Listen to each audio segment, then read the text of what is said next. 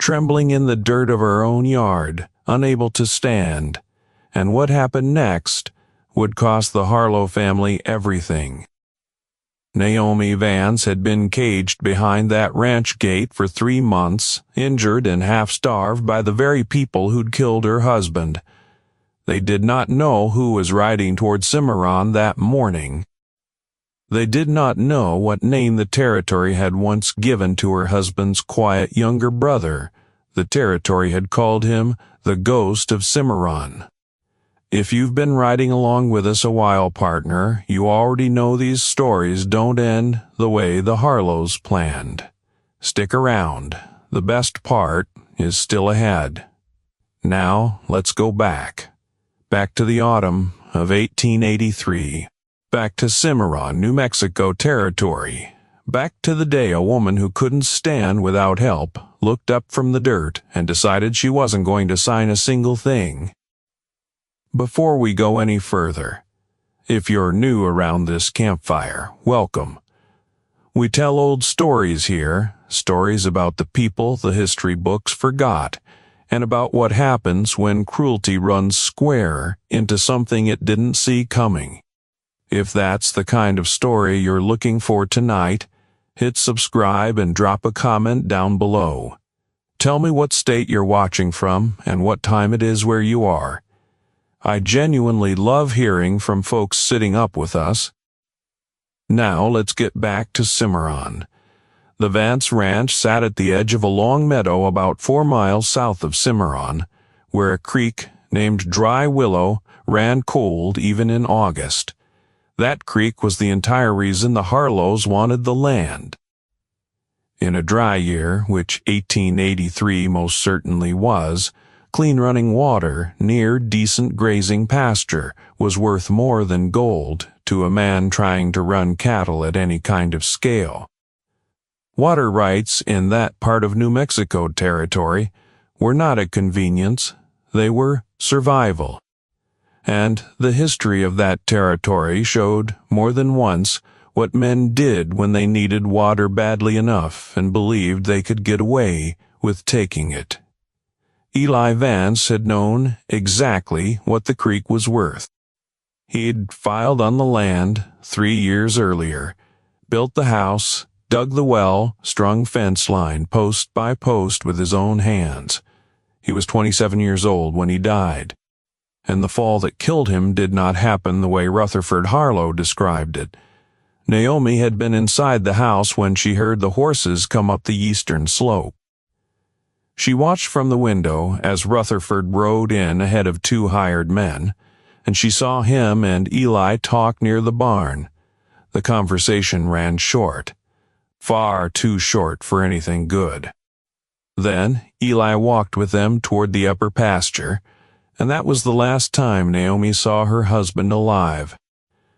An hour later, Rutherford himself came back to the door and delivered the news, calm as a man discussing weather. Eli had slipped coming down the rock shelf above Dry Willow Creek and broken his neck in the fall. She was still wearing the same dress when the marshal came out to make it official.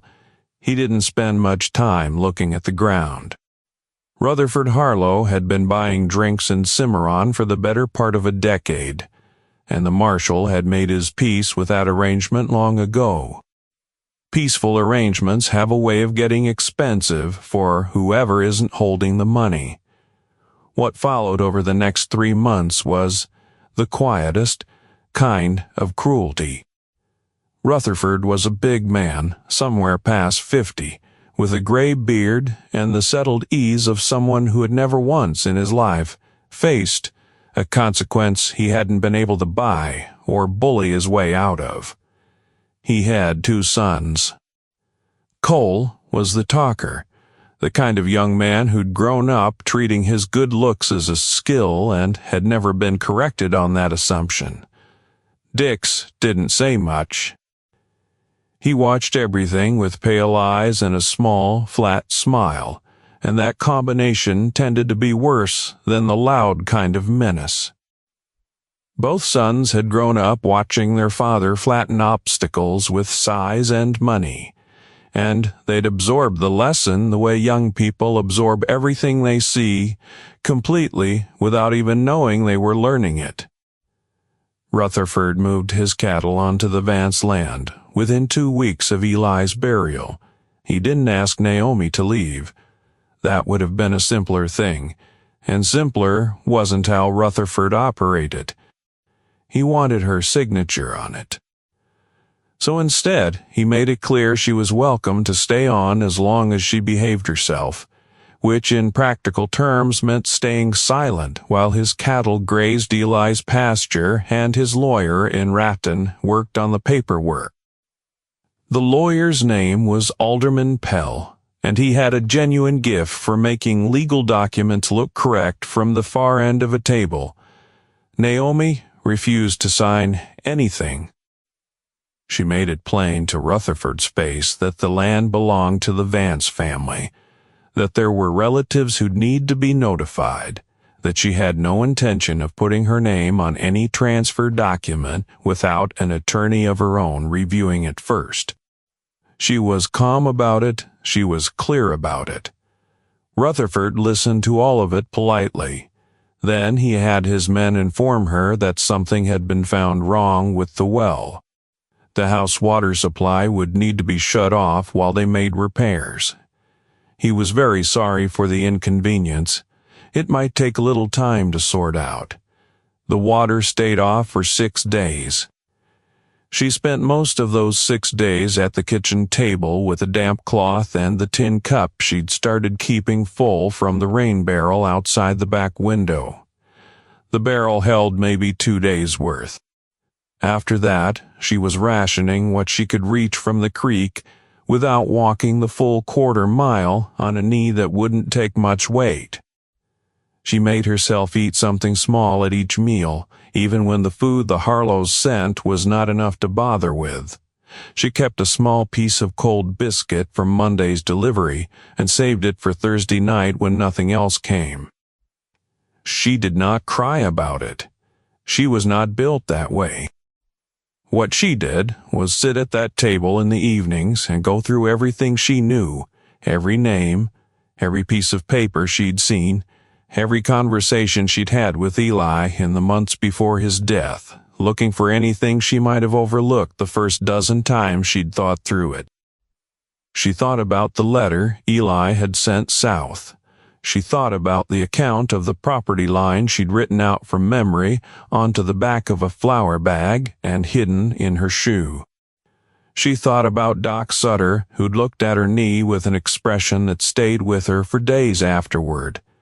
Not the professional concern of a man doing his job, something more careful than that. Something that said he understood what he was looking at better than he was allowed to say.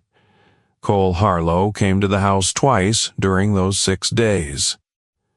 The first time to bring a document Pell had revised, cleaner now, the property description corrected to almost match the real one, with the error shifted to a different line that was harder to spot if you were tired and thirsty.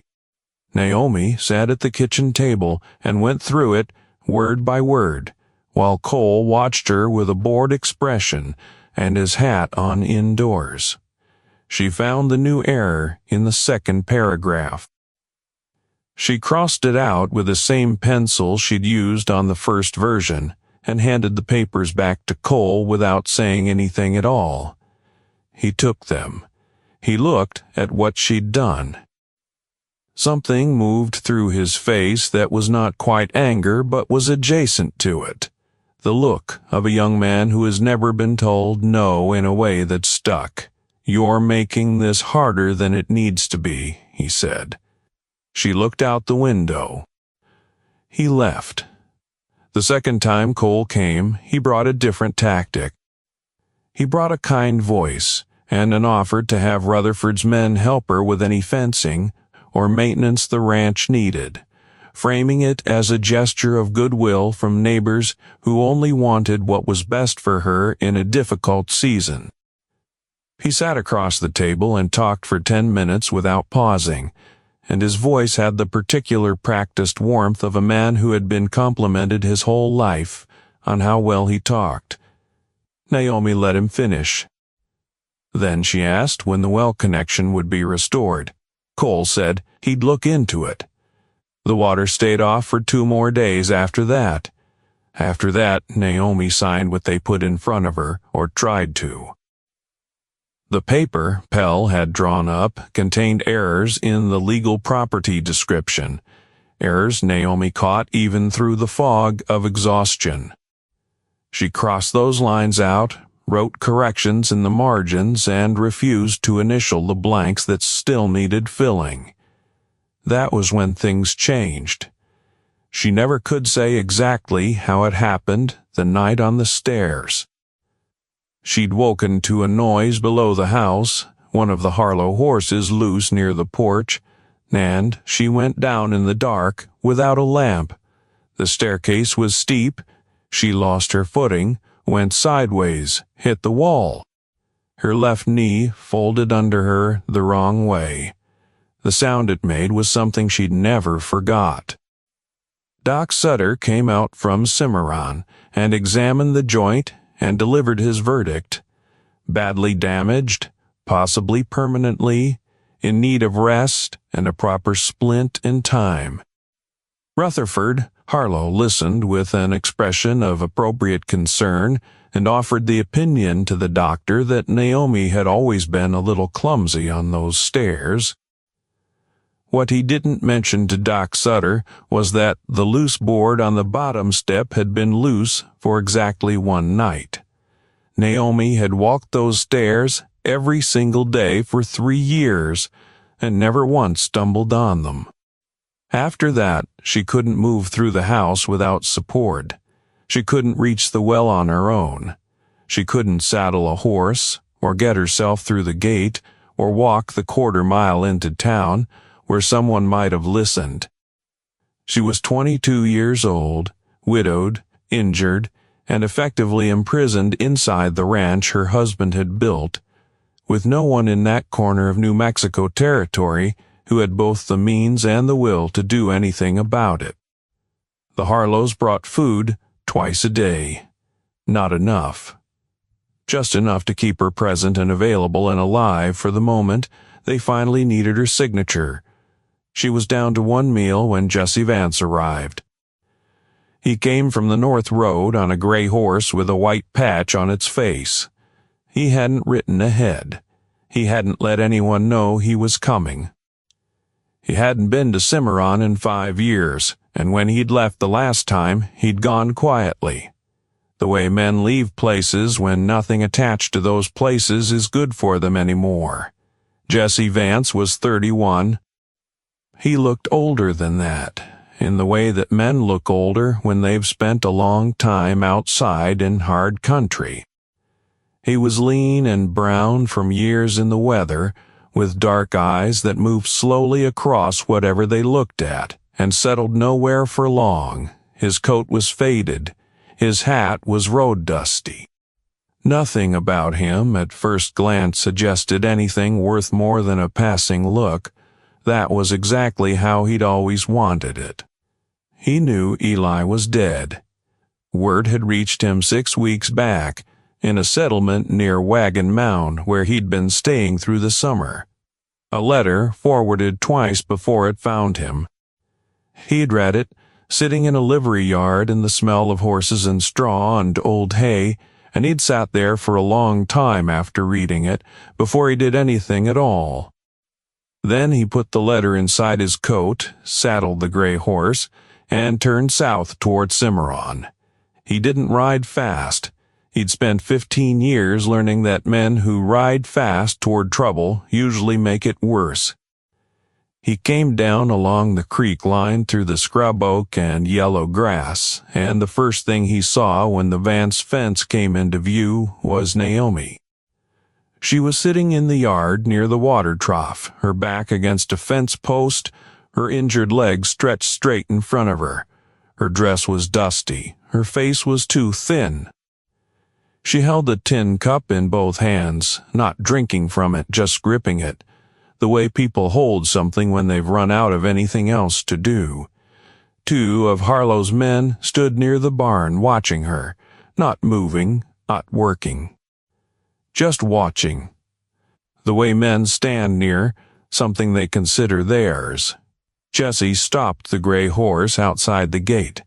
He sat quietly for a moment and read the yard, the way experienced men read a room when they walk into it expecting trouble. He looked at the Harlow brand on the cattle moving through Eli's back pasture.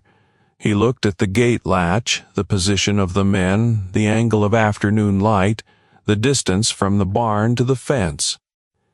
Then he climbed down, tied the gray to the post, and walked through the gate. What he saw in that yard told him most of what he needed to know before he said a single word to anyone. They had nothing in their hands, no tools, no task, just two men placed where they could watch the woman by the fence. That was a choice somebody had made deliberately, which meant this arrangement had been going on long enough that Rutherford considered it worth staffing on a daily basis. The gate latch was a good iron latch, the kind that required two hands to work if you weren't used to it, and it had been fitted so the mechanism sat wrong for someone of Naomi's height, particularly someone managing a bad knee. Small adjustment, easy to overlook, the kind of thing a man who thought in those terms would do without fanfare. He also noted the cattle. Harlow brand, properly branded, moved through the east pasture like they'd been there a season. Not just a claim of ownership, a demonstration of it, visible from the road.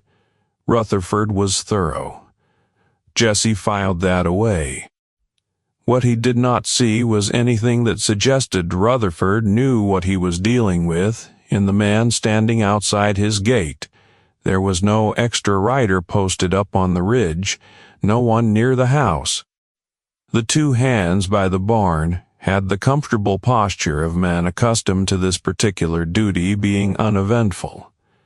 Rutherford had done his research on Naomi Vance clearly. He had not done his research on the Vance family. One of the hands, a broad fellow with a sunburned neck and boots a little too expensive for an honest working hand, stepped away from the barn. Private property. His hand rested near his hip. Jesse stopped walking. He looked at the man, then at Naomi. She was staring at him now. Something moved through her face that he recognized. Not quite hope, the thing that comes just before hope, when a person isn't sure yet whether they're allowed to feel it. "I'm Jesse Vance." He kept his voice easy. "That's my brother's land you're standing on." The hand's jaw tightened, his eyes moved toward the barn, checking his partner near the water barrel. Jesse had already taken the partner's measure. Already clocked the revolver on the first man's right hip, holster set too high for a fast draw. Already placed Naomi against the fence, the barn 40 feet away, the gate behind him still on its swing. None of this was deliberate calculation anymore. It was just how he saw things. It had been how he saw things for more than a decade. The hand announced that Mr. Harlow handled the property decisions now, as if that closed the matter. Jesse nodded pleasantly and walked past him toward Naomi. He crouched in front of her and took his hat off. She studied his face carefully. Her eyes were clear. Whatever 3 months of that kind of treatment had done to her body, it hadn't touched the sharpness behind her eyes. "Naomi." His voice was quiet. "I'm Jesse, Eli's younger brother." Then, "He talked about you some." A pause. "He said you were good in a bad situation. He'd want you here if things went wrong." Jesse held her gaze. "I'm sorry I wasn't here sooner." She looked out toward the Harlow cattle moving through the pasture. Her jaw went tight, then still.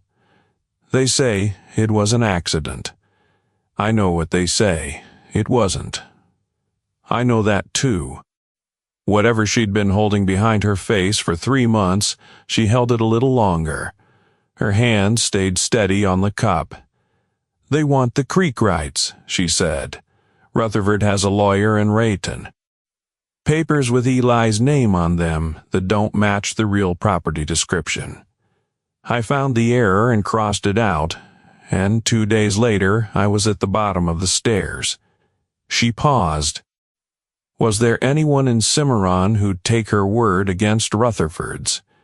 Jesse gave that question an honest answer. Doc Sutter might. The marshal would not. She nodded like she'd already known it.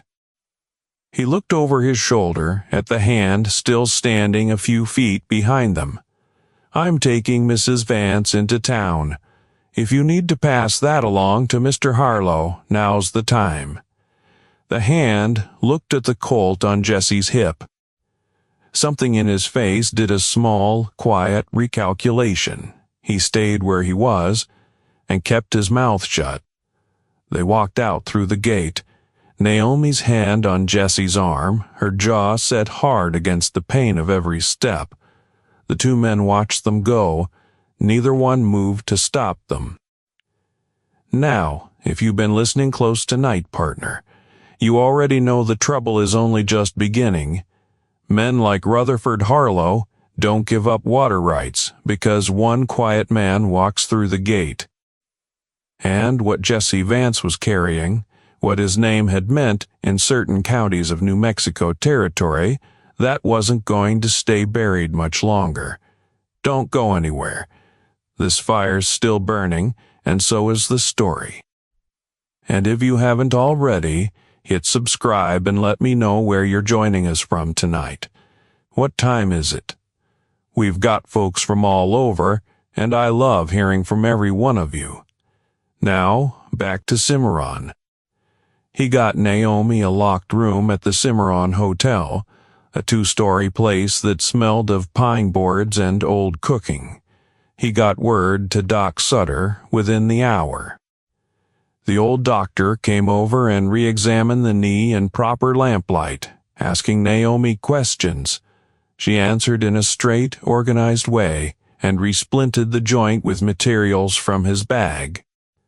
In the hallway after, Doc Sutter looked at Jesse over his spectacles and chose his words with care. The knee had been handled wrong from the very start. The doctor observed, "She should have been kept off it, given rest, given proper support. Whoever had kept her in that dirt yard for 3 months without any of those things had a great deal to answer for." Jesse said he understood. Doc Sutter studied him for a moment. "You're the brother-in-law." "I am." The doctor dropped his voice. He'd had concerns about how Eli died, he explained. He hadn't been reached until after. By the time he examined the body, Rutherford had already made all the arrangements. But there had been marks on the back of Eli's head, marks that didn't fit a forward fall onto rock. He'd written everything down and kept it in his desk for 3 months with no one to bring it to, because the Marshall and the Harlow family had a long-standing arrangement that made certain conversations useless. He'd like Jesse to have a copy of those notes, if Jesse was willing to do something with them. Jesse would stop by in the morning. Naomi was sitting up when he came back into the room. Someone had brought food, and she'd eaten most of it. Color was returning around her eyes. She talked for nearly an hour, organized and precise, laying everything out in the order it had happened. The forged deed, Pell and Ratton, and what the creek rights would mean to the Harlow cattle operation on the eastern pastures. She also brought up a letter.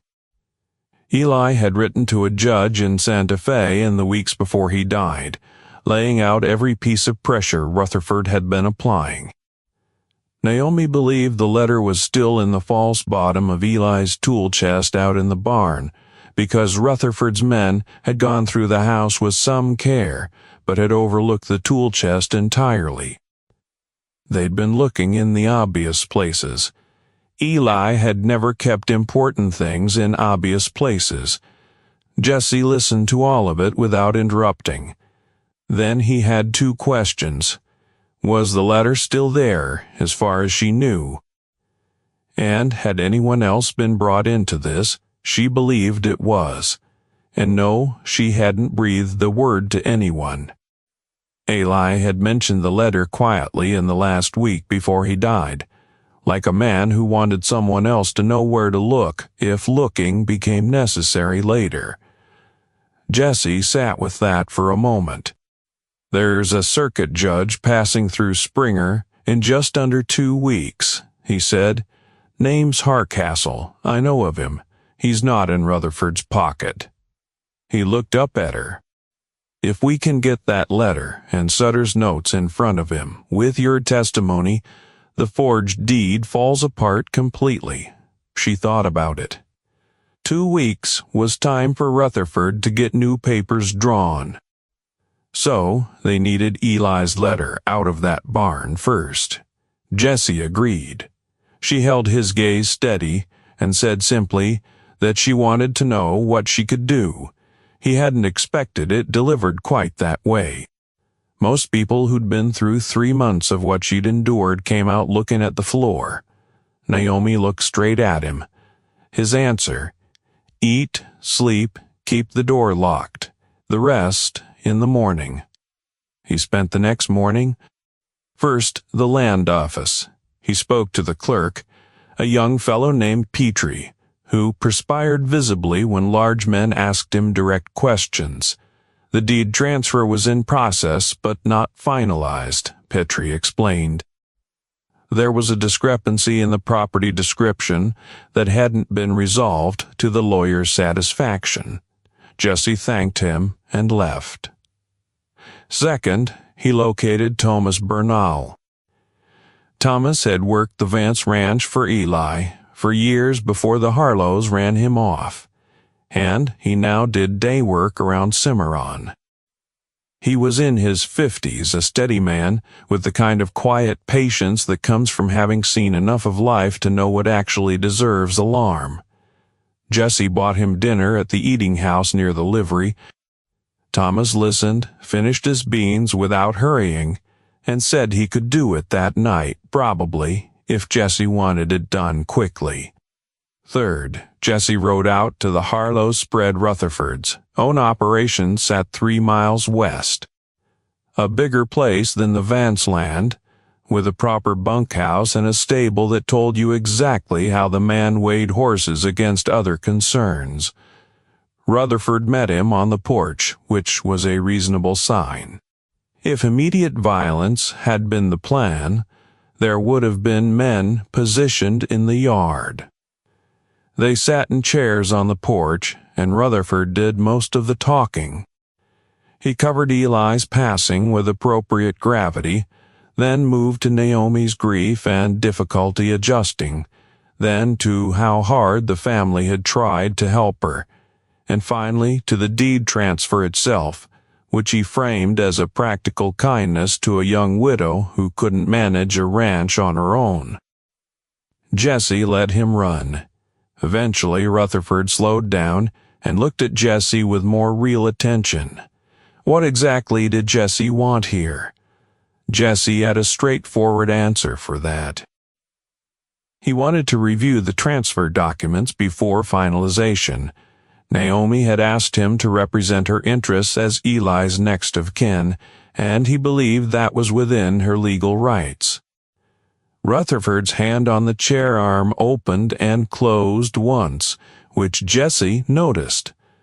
He'd have Pell send copies to the hotel, Rutherford decided. Give it a day or two. Jesse thanked him pleasantly. That same night, Tomas Bernal slipped through the rear fence of the Vance property while Dix Harlow's men watched the front approach. He had Jesse's hand-drawn map of where the false bottom sat in the tool chest, and he knew the barn better than any map could show, having helped set its beams years earlier. He found the chest in its corner, pried the false bottom up by feel in the dark, and found what he was looking for. Eli's sealed letter to the judge in Santa Fe. And, beneath the letter, an account book in Eli's handwriting, 6 months of payments to Rutherford Harlow, with a note beside each entry recording the specific threat that had come with each demand. 6 months of extortion laid out in Eli's careful, precise hand, every entry dated and described. Tomas set the false bottom back in place without either document inside. If Dix's men eventually searched the chest, they'd find an empty compartment and assume someone had beaten them to it. He was back through the rear fence and into the cottonwoods before Dix's riders reached the barn. Jesse was waiting at the tree line with the horses. When he saw what Tomas had brought, he went very still. He looked at the account book in the moonlight, and something passed through his face that he didn't translate into words. "Your brother kept everything." Tomas spoke quietly. Eli always kept records. Jesse's voice went a shade softer for just a moment. Then he folded both documents inside his coat, and the moment was gone. He would recount one more thing to Naomi later, but only when she pressed him on it directly. After Tomas went home, Jesse rode out to the Harlow spread and tied the gray horse south of the property in the dark. He walked in on foot and stood outside the bunkhouse until well past midnight, when Dix and his men came back from the Vance barn. He listened while Dix reported to Rutherford on the porch. Nothing in the barn, nothing in the house. Rutherford's response was quiet and tight. Jesse went back to his horse and rode to Cimarron. He wasn't there to learn anything new.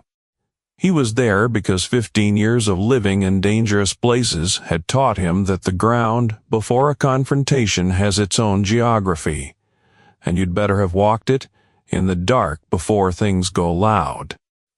Over the next 3 days, he helped Naomi through the exercises Doc Sutter had prescribed. Short walks at first, just to the end of the hotel hall and back, her hand on his arm, her jaw set against the F. By the 3rd day, she was making the stairs on her own, slowly, her hand on the rail, weight distributed in the particular way she'd worked out for herself. He also brought out both documents and let her read them. She sat at the small table and went through the account book quietly, turning the pages with hands that stayed steady. He knew something was coming, she said. He kept the record so someone could use it after. Her eyes were bright. She didn't say anything else for a moment. Then she wanted to know what came next. He laid out the plan. Judge Hardcastle in Springer in 11 days. The account book, Eli's letter, Doc Sutter's notes on Eli's body and on Naomi's knee, Naomi's own testimony, Tomas willing to speak to what he knew about the ranch and the Harlows.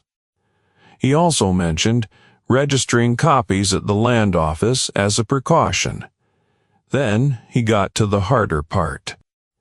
When Rutherford figured out the documents were gone, and he'd figure it out inside the next couple of days, he wasn't going to sit and wait for a judge.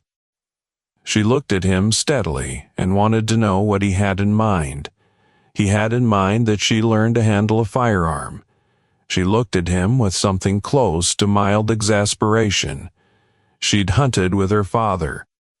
Rabbit, mainly deer. When she was older, her father always maintained she had a particularly steady hand. Jessie sat back her hand, steady as it was. They still needed a stance that could work around the knee. The injured joint changed how she could plant her weight, which mattered more than people generally understood going in. They'd figure it out. On the evening before they started the shooting practice, a man knocked on the door of Naomi's hotel room. Jesse was in the hall.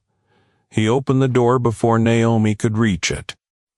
The man at the door was one Naomi didn't recognize, not a Harlow hand, or at least not one she'd seen at the ranch. He was about 40, well-dressed for Cimarron in a way that suggested he'd come from somewhere bigger, with a flat-crowned hat and the kind of soft hands that didn't do outdoor work. He introduced himself as a representative of Alderman Pell's office, come to deliver a revised document for Mrs. Vance's review. Jesse held the door where it was. The man extended an envelope.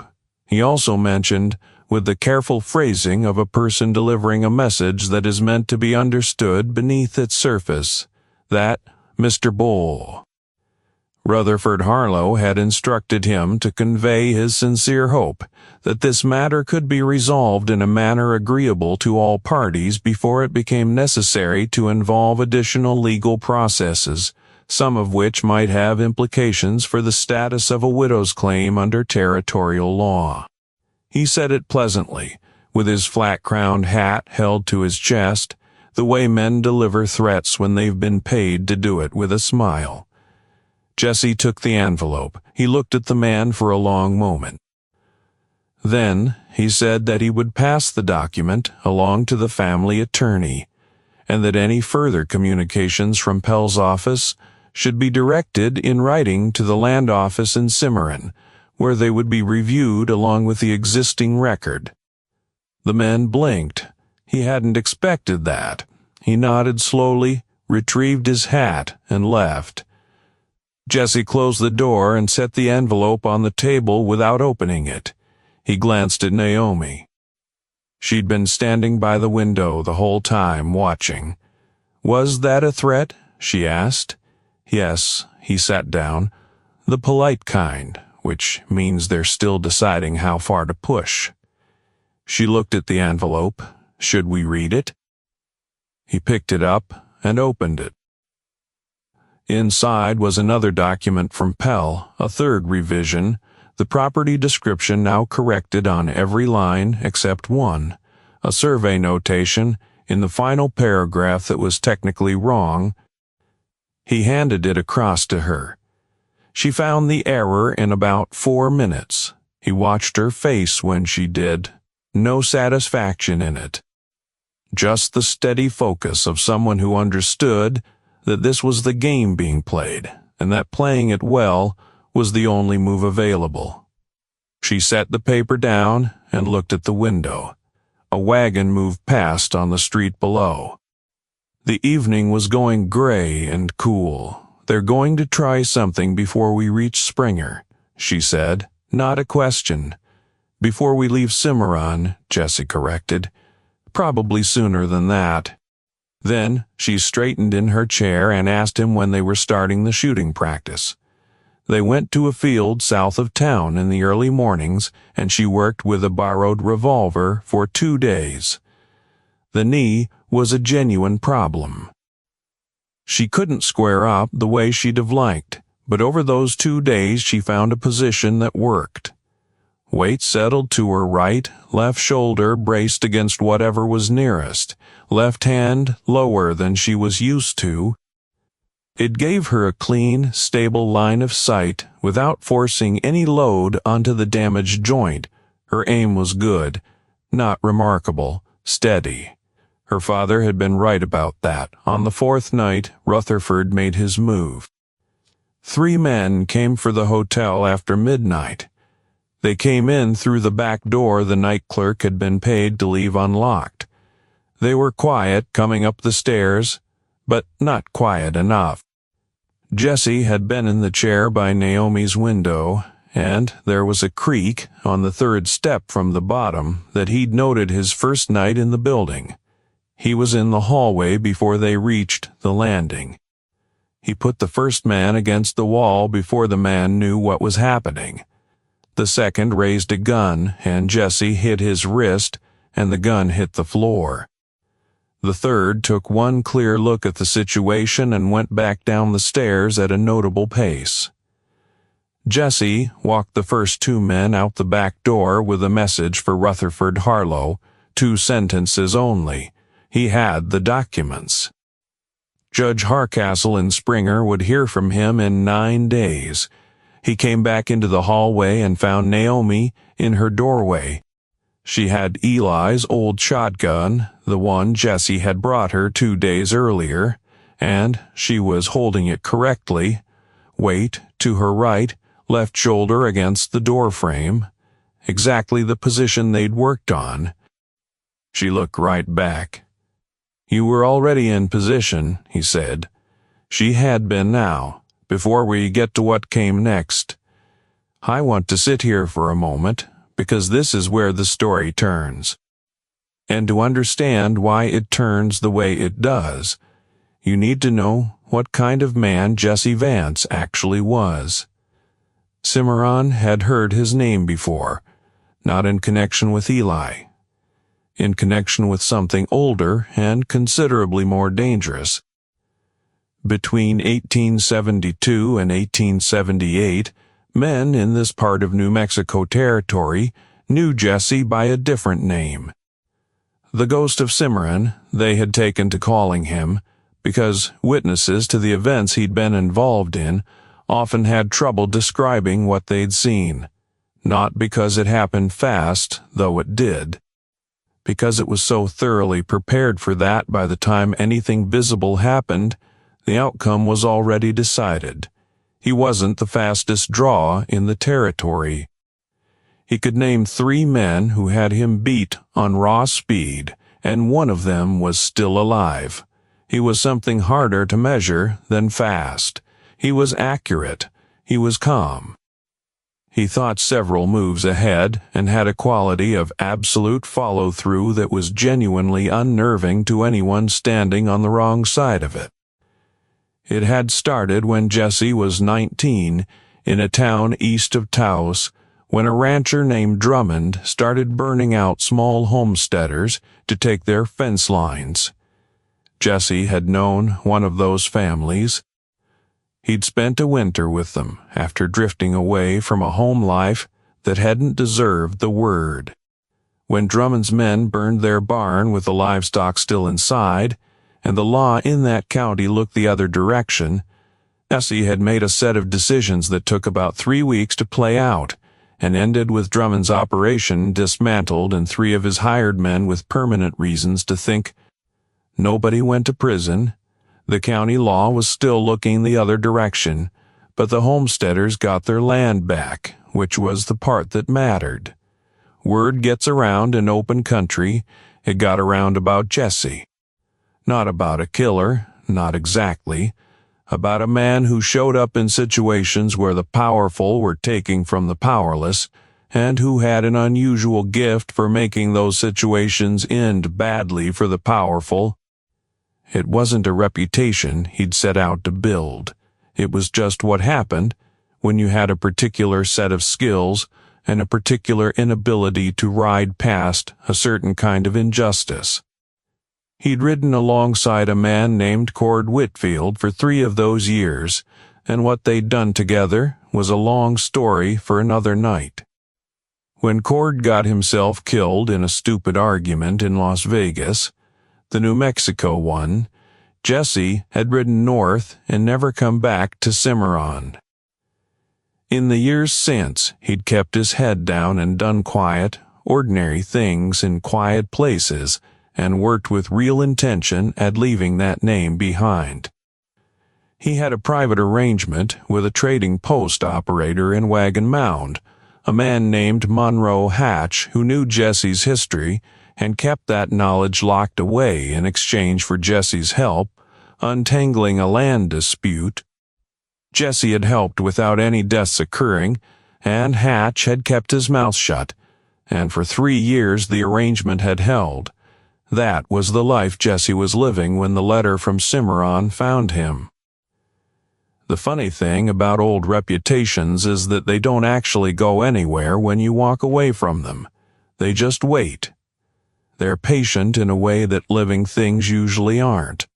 And when the right circumstances showed up in that Cimarron yard, when Jesse crouched in the dirt in front of Naomi Vance and looked at what 3 months of deliberate cruelty had done to her, every year he'd spent trying to become somebody else felt very thin all of a sudden, like paper held up to flame.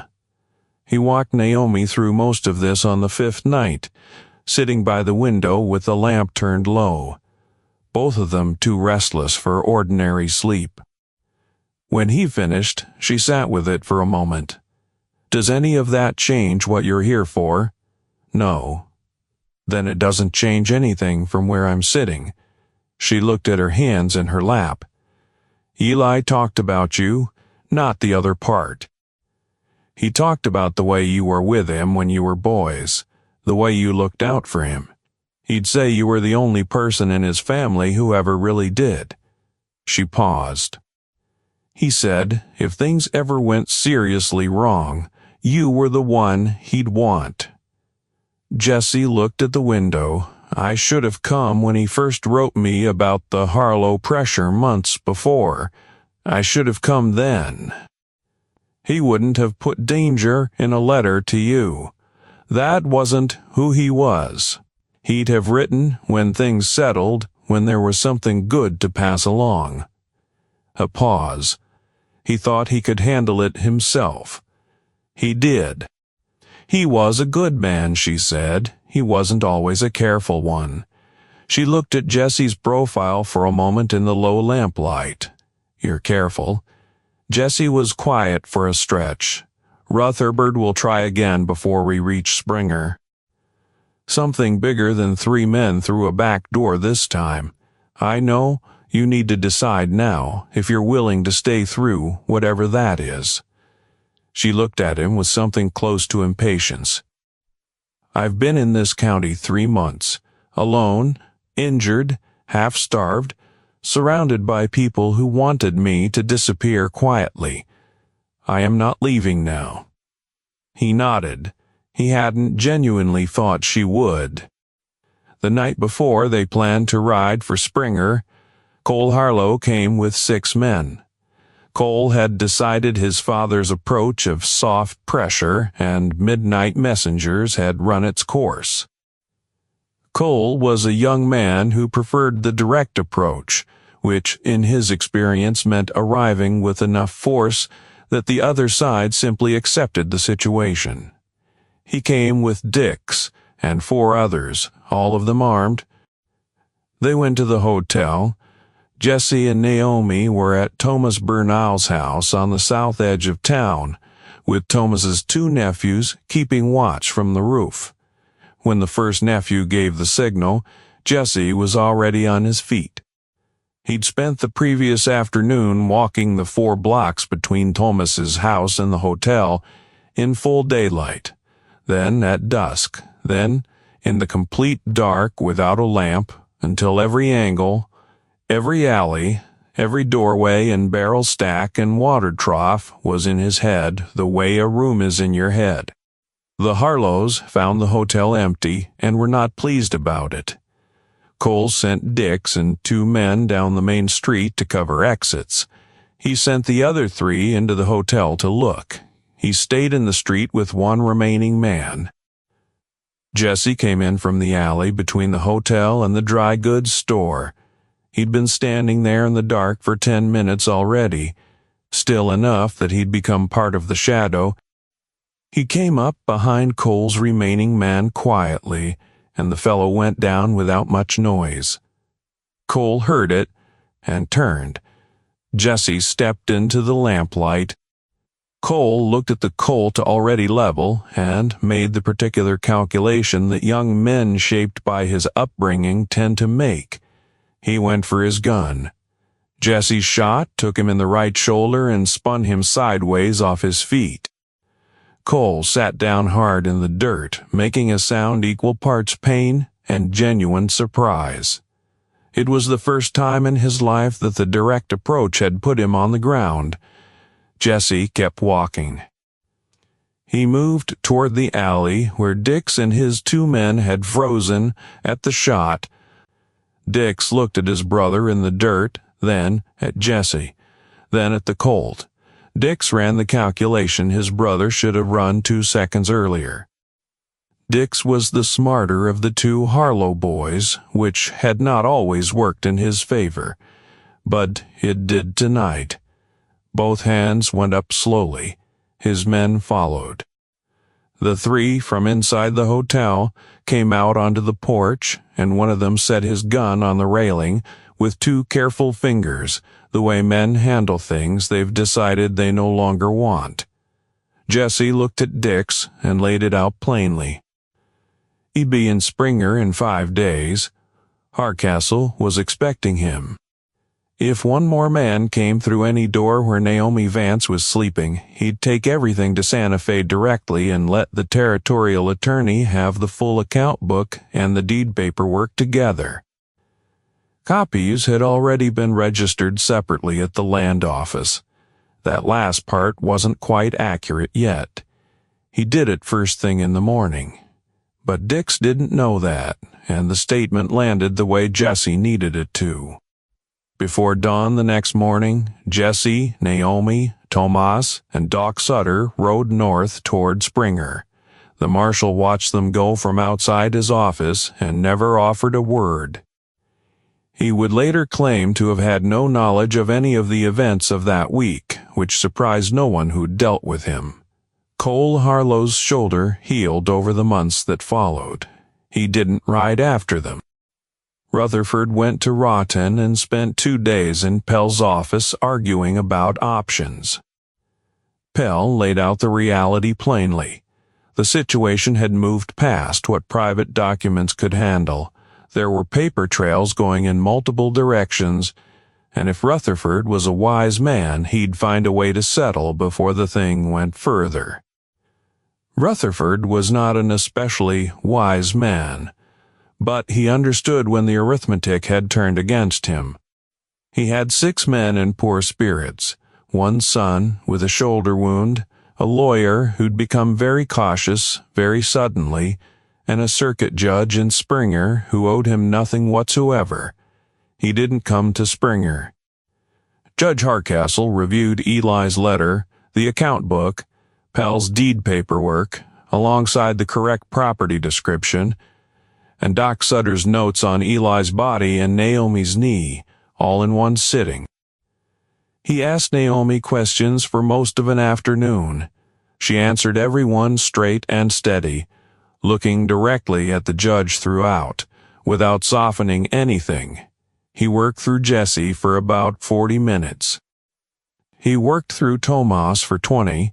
He revoked the deed transfer in full and referred the matter to the territorial attorney in Santa Fe for a criminal investigation into Eli Vance's death. That ruling didn't happen instantly.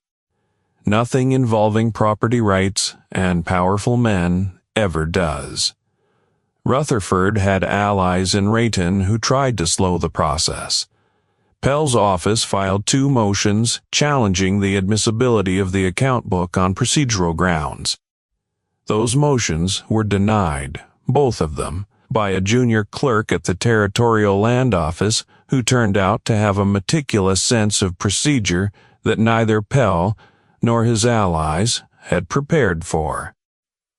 She went home to a property with no water from the main line because Rutherford's men had done something to the well connection on their way out. She fixed it herself with Tomas's help in 3 days. She went home to fencing that had been cut in 2 places along the east pasture, which she and Tomas's nephews restrung over a long, cold weekend in early December while the ground was still soft enough to work with. She went home to a house that had been gone through roughly by men looking for things that weren't there anymore, with drawers left open and floorboards pried up in the corners. She put it all back together, piece by piece, the way she'd seen Eli do it in the years they'd had together.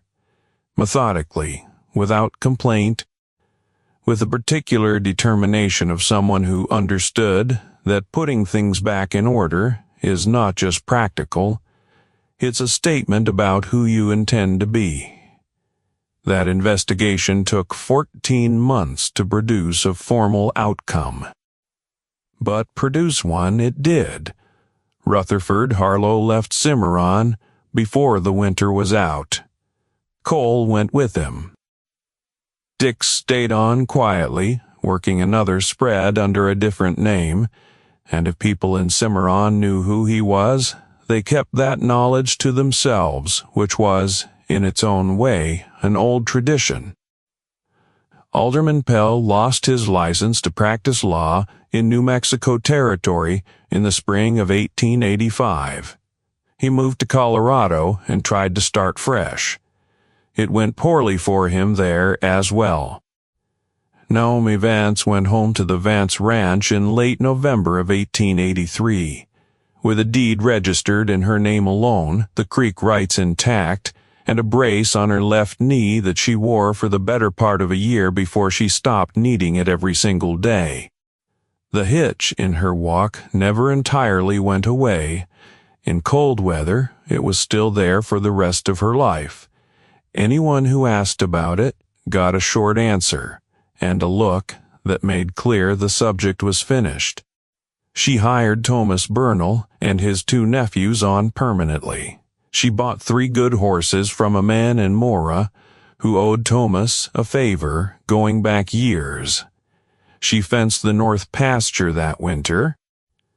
She kept exact records of everything, dated and described, because Eli had kept exact records, and she understood now, in the hardest possible way, what that kind of precision was worth. By the following spring, the Vance Ranch was running again. Not big, not lavish, but running. Naomi had a handle on the water management that impressed even Tomas, who'd been working land in that valley for 30 years. She understood where the creek ran low in dry months and where it ran strongest, and she managed it accordingly, keeping her cattle healthy through a dry April that put several larger operations in serious trouble. Word got around Cimarron that the Vance place had a sharp hand running it, a woman who knew what she was doing. That reputation turned out to be worth something. 3 families with properties adjacent to the Vance land had been quietly pressured by Rutherford's people over the years, given the same choice Naomi had been given: sign over or face consequences. After the ruling came down from Springer, 2 of those families came to Naomi directly. They wanted to know who the attorney in Raton had been, and whether there was a way to challenge what had been done to their own deeds. Naomi gave them the name of a different attorney, one in Las Vegas, the New Mexico one, who had a solid record on property disputes. She also handed each of them a copy of the judge's ruling in her own case. She didn't charge them anything for the information. She just gave it to them. That was her nature. And in a territory where generosity of that kind had been in short supply for a very long time, it got noticed and it got remembered by the right people. Jesse stayed through November. He fixed the gate Rutherford's men had bent coming through it.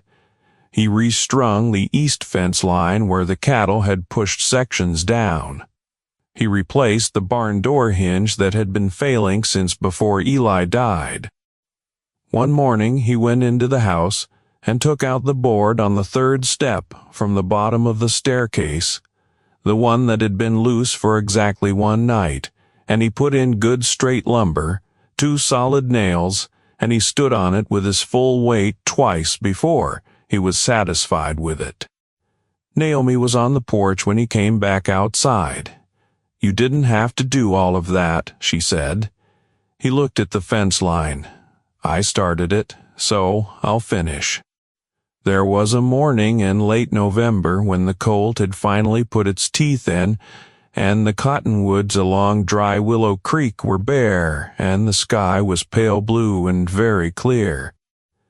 Jesse had saddled the gray horse in the yard before Naomi came out. She crossed the porch and stood at the top step with her hand on the rail, wearing a coat against the chill and the brace on her knee. She already knew. Jesse stood at the gray horse's head and looked out across the pasture for a moment. He watched the cattle moving slow through the grass, the fence line running straight and true along the east edge of the property. Then he turned and looked at her. "The land records are in order," he said. "Petrie has everything filed right. Harcastle's ruling is registered in Santa Fe. If anyone tries anything on the deed again, you'll know exactly what to look for." "I know what to look for," she agreed. He looked at her for another moment. "Eli was lucky," he said. She held his gaze. "He'd have said the same about you." Jesse put his hat on, checked the gray horse's cinch once, and mounted up. He rode down the lane to the gate, through it, and turned north on the Cimarron road, without looking back. The gray horse's hooves were steady on the cold, dry ground. A hawk moved in slow circles above the eastern hills. Naomi stood at the top of the porch steps and watched until the trail bent through the scrub oak and the cottonwoods closed behind him, and there was nothing left to see but the empty road and the hills. Then she went back inside and started her day. "Now, as this fire burns low and the dark settles in close around us, I want to say something before we go. What stays with me, the older I get and the more stories I carry around, isn't the shot in the Cimarron street. It isn't the judge and Springer, or the paperwork, or the nights Jesse spent standing in the dark reading dangerous ground. Those parts of the story are satisfying. Sure they are, but they're not what I keep coming back to. What I keep coming back to is the decision at the gate. Jesse Vance had every reason on this earth to ride past that fence. He'd been riding past fences for years. Men who've lived the kind of life he'd lived learn fast that getting involved is expensive, that broken situations stay broken no matter who you hand them to, that the world will find a way to charge you more than you planned every time you try to do right by someone. He'd learned those lessons, he understood them, and, mostly, he believed them. He stopped anyway, and here's what I want you to hold on to about Naomi Vance. She wasn't sitting in that yard waiting to be rescued.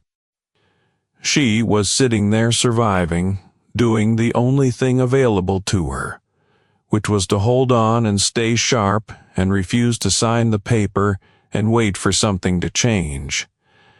What Jesse gave her wasn't rescue. It was backup.